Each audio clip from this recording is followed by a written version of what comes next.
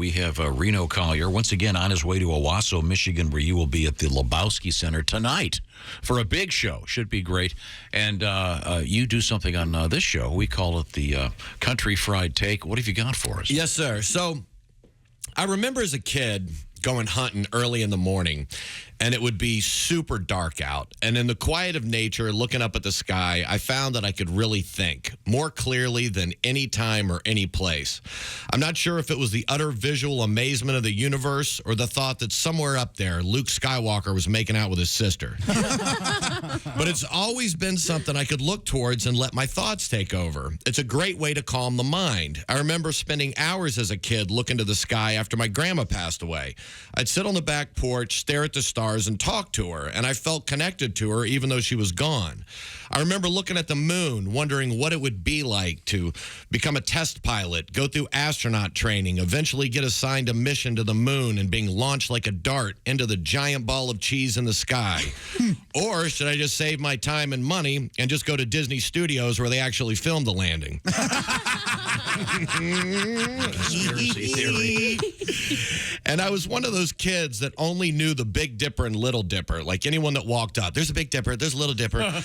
I couldn't see the Greek gods wrestling or a cat in a slingshot. I'd try, though, you know, and then my Uncle Denny told me there was a naked woman up there in the stars. And after about 2 hours, I thought I saw a boob, but turns out the nipple was a plane and it just kept moving around. I couldn't keep up with it. My point is, when you look up, you find wonderment. When you look down, you show defeat, even if it's subconscious. I remember coaches telling us after games we lost, keep your head up. You gave it your all. And there's a lot of truth in that. Nowadays, everyone seems to walk around with their head down, whether it's sulking, anxiety, or phone addiction. No one looks up. It's a hell of a good time to rob people. Nobody's paying attention to anything. And the sheer physical act of having your head down cuts out most of what you can see. Try it. Like, look down and then look up. It feels like the world opens up.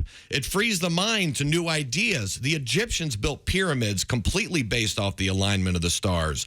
They took 20 years to build with pieces weighing up to 15 tons and millions of individual stones. And they're still standing over 4,500 years later. Now it takes 20 years to get a contractor to call you back, and your roof is totaled if it gets hit by little ice balls. You know, the Wright brothers looked to the sky and built an actual flying machine. It was true magic. They dreamt of being like the birds.